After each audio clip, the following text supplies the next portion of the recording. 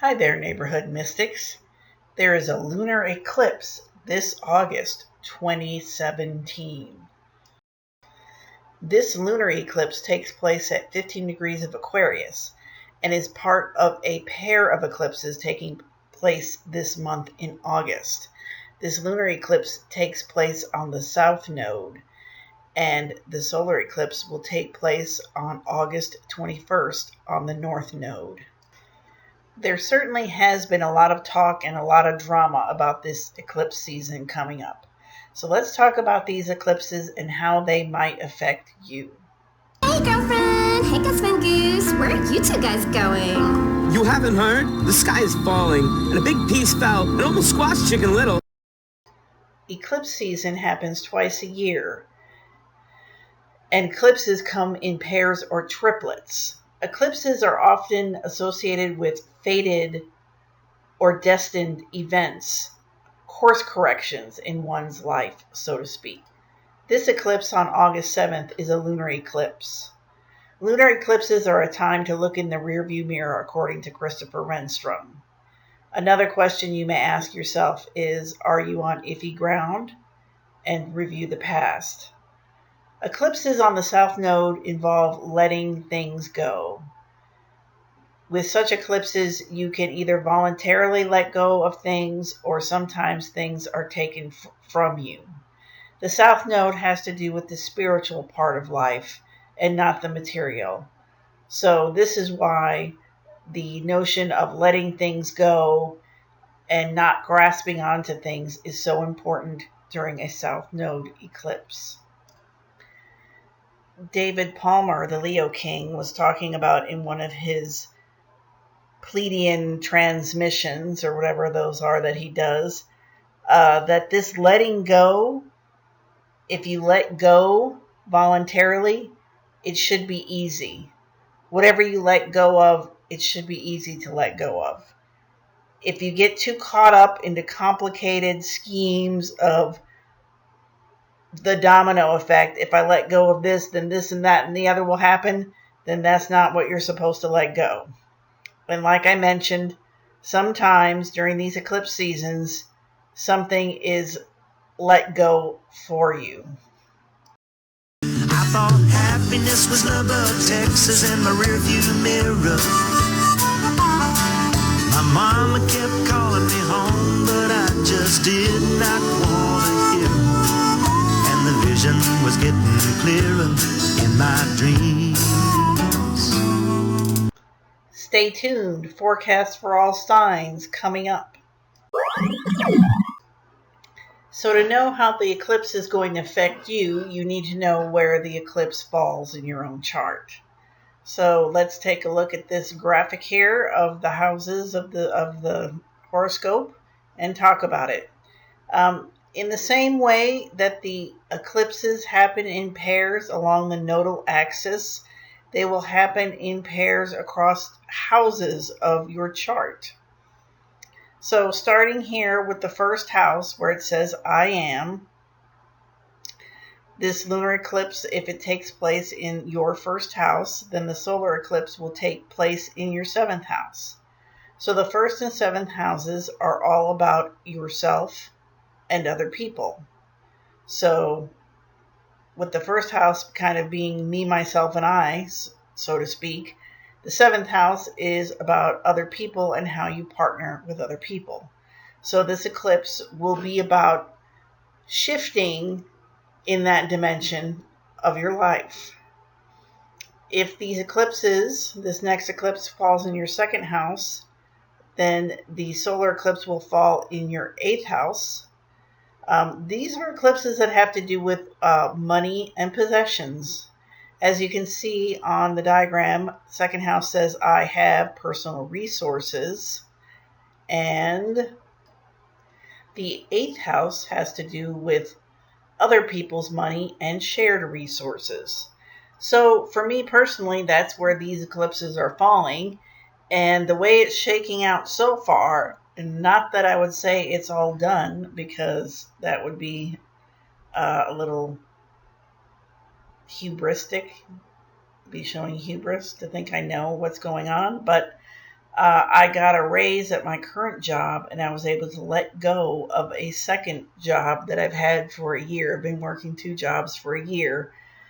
So my pay raise in my one job allowed me to let go of a second job. So that's kind of that idea of this partnership and partnering with other people's money on the one hand,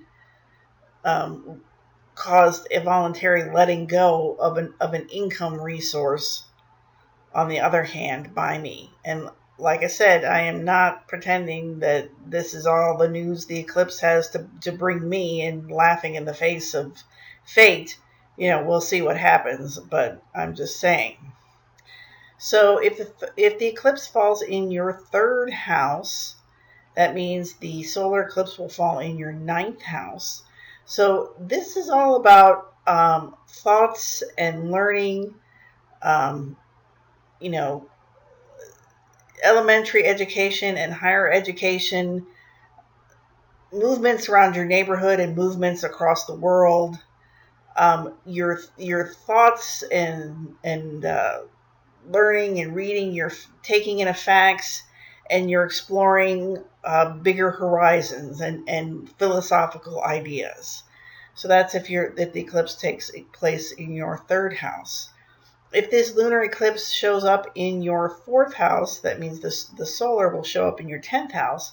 So this is all about your inner and outer worlds. So the 4th house is your inner world, your home, where you come from, and your childhood stories and your innermost thoughts and emotional landscape. And the 10th house is about who you are in the world, your reputation, and what you're known for. So inner and outer things will change and shift during this eclipse. If the eclipse shows up, this lunar eclipse shows up in your 5th house, the solar eclipse will show up in your 11th house. So this has to do with your own personal sovereignty, and with the 11th house, with groups and associations. So it's kind of like the things that you hold dear to yourself and your own creative energy and your own lust for life, and how it fits in with other people and how you work with other people to get things done. And the 11th house is also about hopes and dreams and how other people can help you get there. If this lunar eclipse falls in your 6th house, that means the solar will fall in your 12th house. And so these 2 houses, and I don't remember who said this, I think it might have been Kelly Surtees, and I thought this was an interesting take, is the 6th house is about health, as well as daily routines and how daily routines support or don't support your health. And the 12th house it can be about sickness, and it can be about mental illness, so it's about spiritual health. So a lot of times things that repeat from past lives that are making you sick or upset can show up in the 12th house. So this 6th-12th house set of eclipses will be about your outer physical health and about your inner spiritual health. So interesting.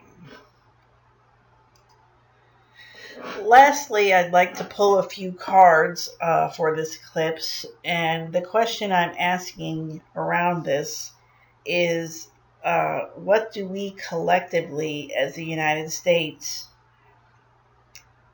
need to be aware of or need to see during this lunar eclipse?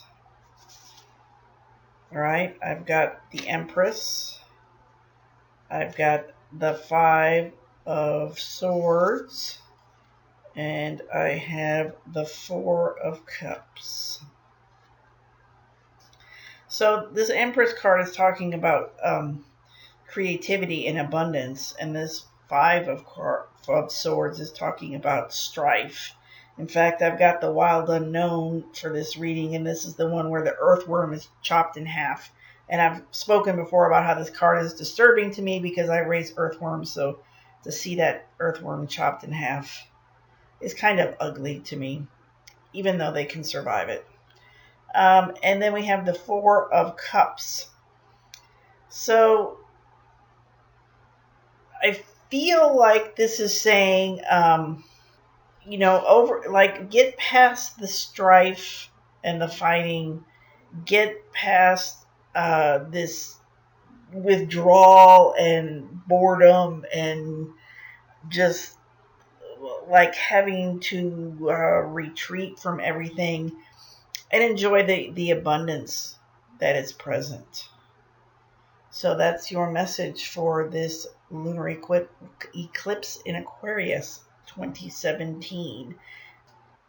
If you'd like me to pull a few cards for you about this lunar eclipse, just say so in the comments. Give me a shout out and say, pull a couple cards for me, and I will, and put that in the comments. Bye.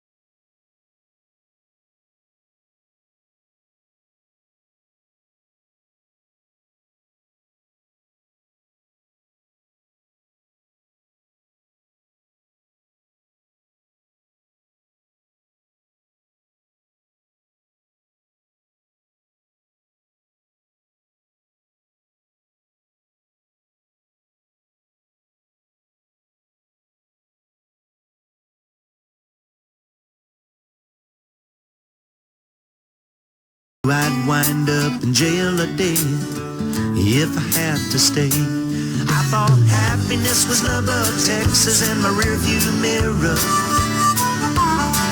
My mama kept calling me home, but I just did not want to hear her. And the vision was getting clearer in my dreams. So I let out